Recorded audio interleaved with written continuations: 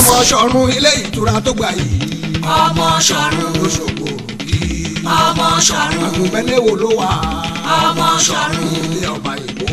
ọmọ ṣọ̀run. ọmọ ṣọ̀run guest house. àwòkájẹ́kù òjòkó ilé ìtura ìgbàlódé níbi wọ́n ti ń gbàlejò gbogbo mọ́ra bí ọba. ilé ìtura àsìkò títọ́ lọ́lọ́tọ́ba ló ń sùn. ọmọ ṣọ̀run guest house yìí bú yẹ̀gẹ̀dẹ̀.